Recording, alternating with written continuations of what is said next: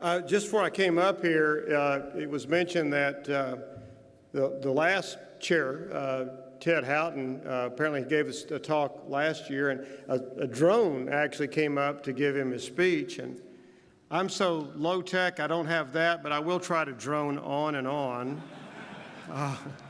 This is a lot like, now I know how a Baptist preacher feels. Everybody's in the back pews around here. But I do want to thank all of you for being here. My name is Tryon Lewis. The governor has appointed me to the commission.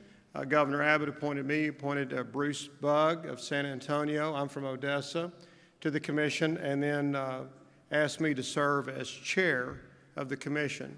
And it's just been a delight. It's been a delight to serve with my fellow commissioners. It's been just wonderful to serve with the dedicated people at TxDOT.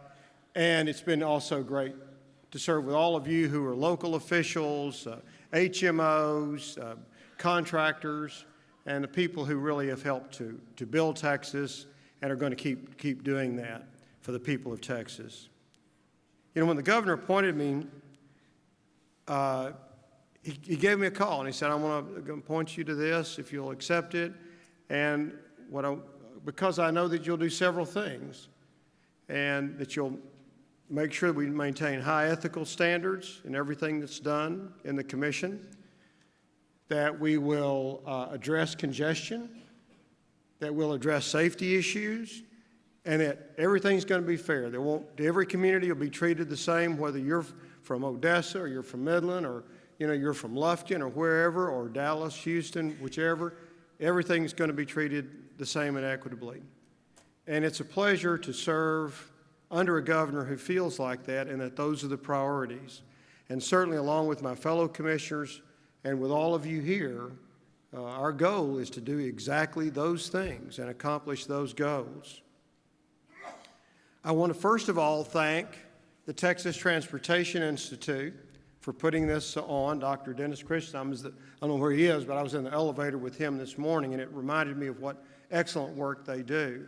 It also reminded me of how all this started, with some people with some real vision, with the Texas Transportation Institute, as well as the Associated General Contractors of Texas, to help put the first one on. And when you first put on an event like this, you don't know if one person is going to show up or a lot of people show up.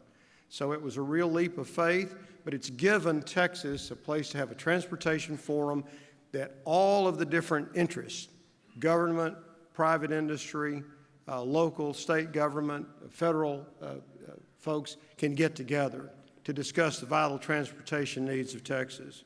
So I want to thank those people.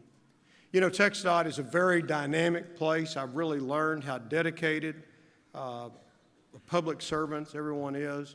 But I do want to start off by mentioning, it's dynamic. That means people come in and that means people go. And we've had many wonderful people leave, retire, sever their service for different reasons. And I can't mention them all, but certainly I want to mention a couple. Our Deputy Executive Director, John Barton, who served for many years, retired in August, left a huge gap to fill. I've been fortunate to be around many wonderful public servants, but I don't know if I've ever been around anyone that quite had the dedication, skill level, and ability to get things done that John has. We miss him a great deal. So the bad news is that he retired, moved on. The good news is that it gives him more time to work on issues that I think are of national importance. John's uniquely qualified to not only know transportation needs all the way from being a district engineer forward, but also the sort of innovative transportation vehicles that are being used. We joke about drones, we joke about riderless cars, but they're all out there. That is the future, and I think John will be a national figure with regard to transportation issues. And the other is General Joe Weber, our executive director, who served until this last December the 31st. Most of you are younger than me, but people of my era, I was born right after World War II, And we were an era that was sort of dominated by World War II, Korean War veterans. And so I was growing up, you know, every vacant field, every sand lot, you went out there and you played soldiers. And you dreamed of a time that you would be the one in a life-threatening situation to lead your troops, to accomplish goals, to face death, and then, you know, work your way up until you're in a big leadership position, and you would be the GI general. You'd be the general that all the troops look up to and respect because there's no ego to it. It's all getting the job done and keeping the troops safe. Well, we all had those dreams. We all played that way, but then we grew up and we went on with our lives. But when General Weber grew up, he actually lived that dream. He became that person. He was that person. He had that kind of character. And in the Marines, he led his troops. He was respected and loved by his troops. After retiring and serving at Texas A&M in the administration, came over to TxDOT and did a wonderful job, I think, of representing the virtues of leadership, of representing TxDOT before the legislature, of backing up his word. When he said something, his word was his bond, and we will certainly miss him. We are very fortunate, though, to have a deep bench at TxDOT. And James Bass, I guess James is here. He shouldn't miss my speech. I voted for him. So James Bass, who has been our chief financial officer, will now be the executive director of TxDOT. We're looking for wonderful things from James and from his leadership team he will put together and from all of the people at TxDOT. I was assured that however boring my speech was, that at least some people would remain and they would probably be TxDOT employees. And I want to thank you very much for your loyalty to me in staying through my talk. I should also mention I had breakfast with Ron Simmons, and Chairman Simmons is here as a representative in the State House. We serve together, have a lot of respect for Ron. You know, we talked, and as Ron was talking, it struck me that what was of interest to him were the same things of interest to the governor. You know, that although he represents one particular district, he's looking statewide. He wants whatever the rules are, be fair to everybody. Don't play favorites, whether it's his district or someone else's, and that we really need to aggressively tackle safety for our citizens and the congestion issues. So I was very struck by that, how unified our leadership is. I don't know if Larry Gonzalez is here yet. I know that Chairman Gonzalez will be here later to be on a panel, but he's always struck me in the same way.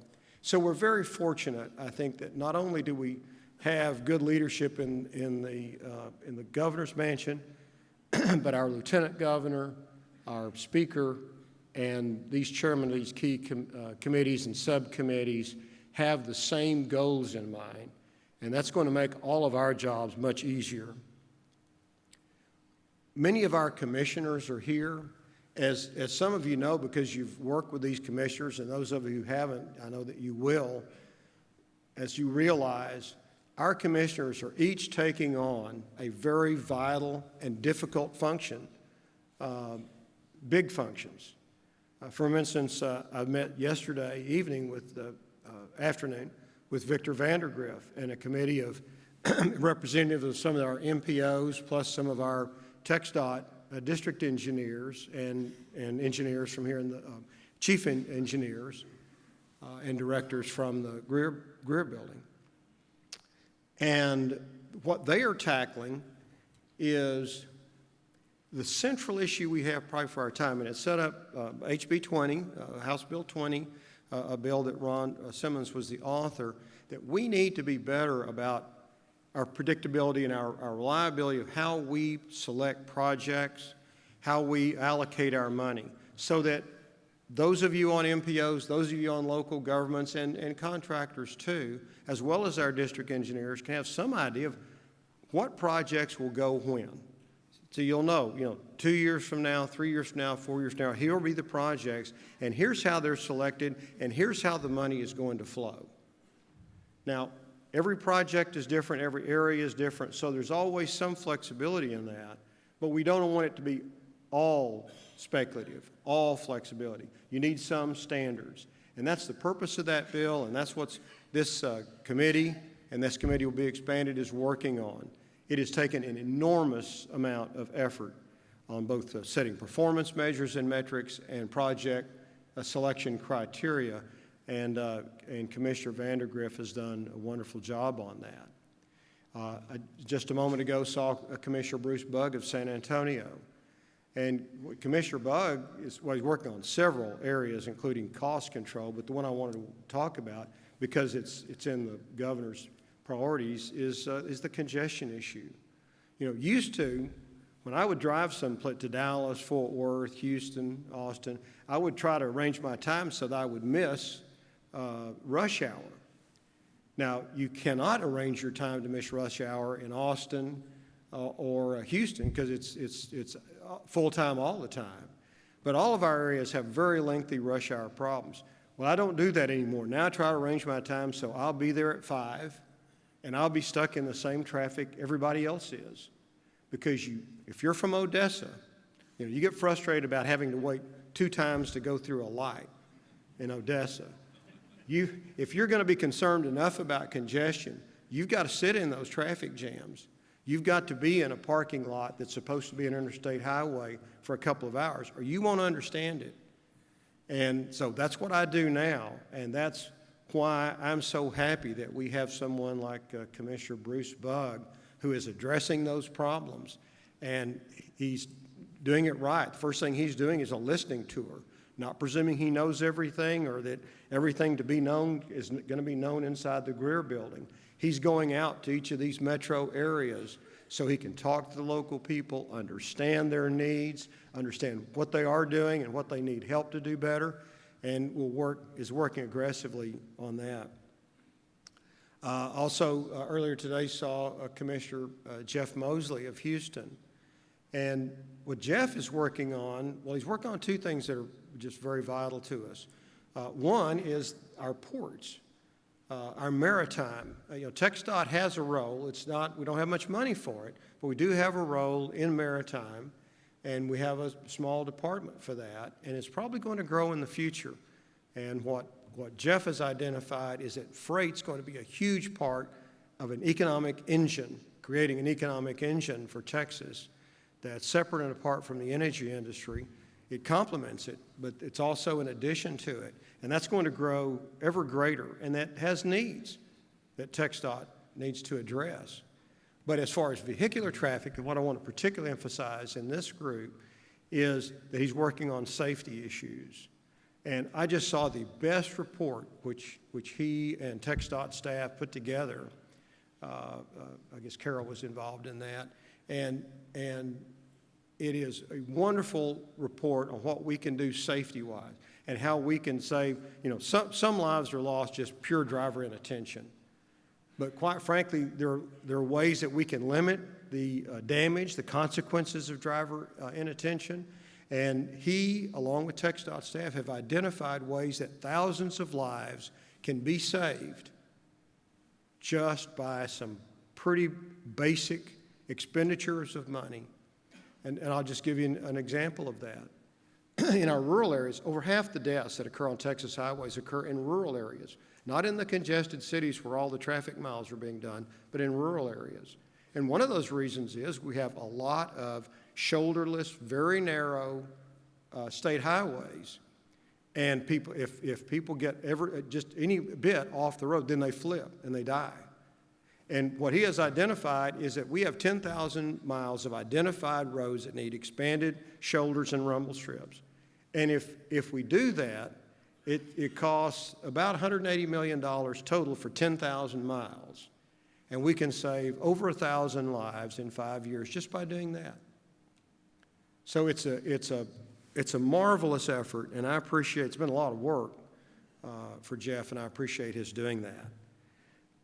Jeff Austin of Tyler, Commissioner Austin, is working in 2 vital areas. First of all, he's doing our financial stuff. Jeff is a banker, and unlike me, he knows numbers and he knows the importance of having numbers in the positive column. And so he is working, not only does he head up our audit, which is vital, but also he is, some of you here have familiarity with our state infrastructure bank. And one thing that we've had there, we've had the bank, and we have some money in it. It's about $330 million or so that we presently have in it, plus some loans out that will, so money will be flowing back. But we really haven't had predictable rules for it, that someone who wanted to borrow money from an entity that wanted to borrow money from the infrastructure bank could be able to say, okay, here's what I've got, here's how it's going to meet the criteria. You know, I can make a loan, and it's you know, I've got a chance of getting it funded on, as opposed to other loans being made on a predictable basis.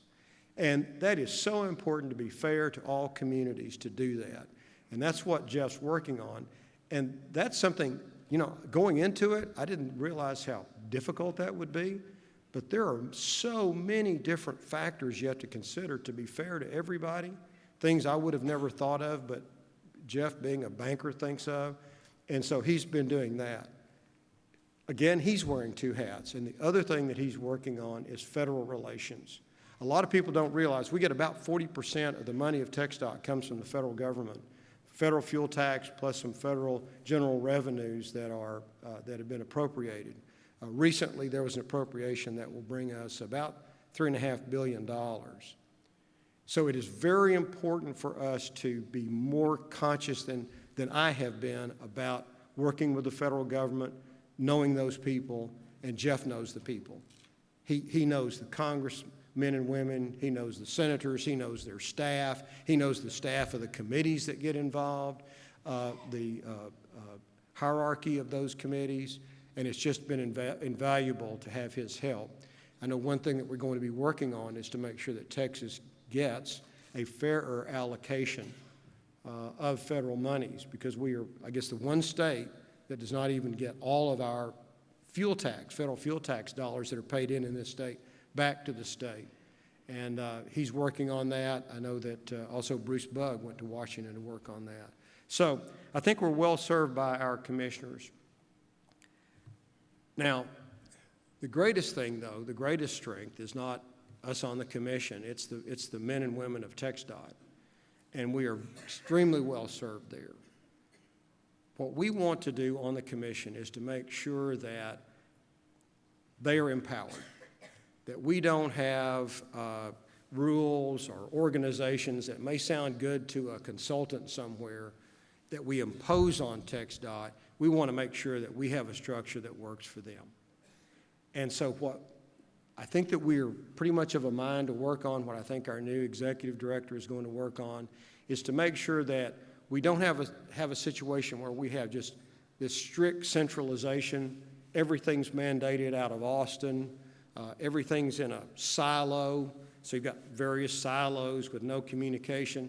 What we want to make sure is that the decision making is down at the level closest to like a project. For instance, if there's a construction project, that the decision making with regard to that project is down as far as it can be and still have accountability.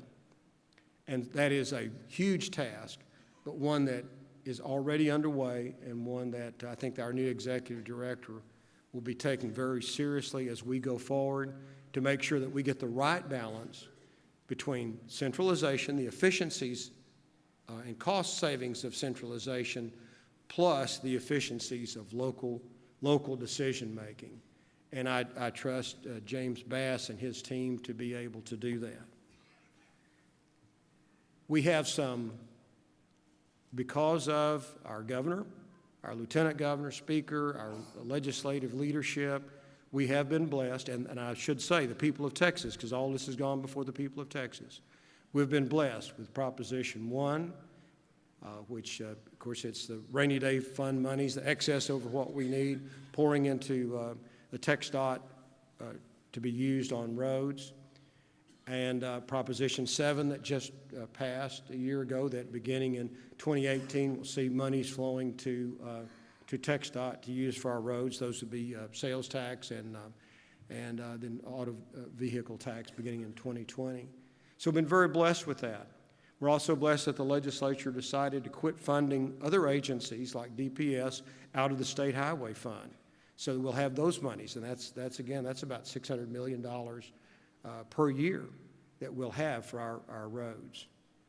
We're also, and this is thanks to our good staff at TxDOT, the leadership of our commission, I think they did a very good job of going to Washington, making the case for a long-term funding bill, and came out of there with thanks again to Senator Cornyn, Cruz, and our congressional delegation. We came out with a 5-year spending bill that's going to appropriate money. Should be about $3 billion that we do not right now have in our UTP that we'll be plugging in that they have dedicated and allocated to transportation. All of these things, though, you know, there are challenges with everything that we do, and our challenge is going to be ready, because what all this means is it already started, but certainly 2018, 2020, there's going to be a lot more money to spend, and that means we have to be ready to spend it wisely. We've got to be smart. It's all taxpayers' dollars, and we need to be smart about how we spend it. If the legislature is going to trust us enough to say, look, we could put this money into schools, or we could put it into higher education, or we could put it into health care, whatever. We're going to dedicate this money to transportation. Then it's our job, everyone in this room's job, to make sure every dollar is accounted for, that it's spent wisely. And that's a daunting task. And it's going to take all of our efforts to do that. I do think that we will be able to do that. I know that we've already started an effort to make sure that, rebalancing our FTEs, our employees, to make sure that we get as many employment positions as we can headed to the productive sector, to our road construction and maintenance sector, so that we can promptly get work done and we can efficiently get it done. And I certainly trust our administration at TxDOT to get that done. They will not be able to get that done, though, without those of you who are in the room who are not with TxDOT, those of you who represent local entities, including MPOs, those of you who represent our consultants who do such a great job. We absolutely could not do any of the work that we do without consultants. TxDOT has downsized a great deal in the last, say, 15 years, from 20,000 down to about 11,000. And the way we can do that is through the use of professional consulting companies. We also obviously could not do that, any of the work that we need to do, without our contractors. They do a terrific job. They're very ethical, very responsible, and they're always really ready to not only work on their projects, but sharing information they have on how things could be done better, how they can do their jobs better, how they can work with TxDOT better. And that's just been terrific to deal with them. When Bruce and I were appointed, I had sort of no idea what this adventure would be like. I had left the legislature. I thought Trudy and I would be driving to Grand Canyon or something finally, and making some trips finally. And I a little bit felt the loss of that. But I would not give anything. I should say it the other way. I'm so happy that the governor, for whatever reason, made this appointment, because it has really given me understanding of what the people in this room can accomplish for Texas, what you have accomplished and what you will accomplish.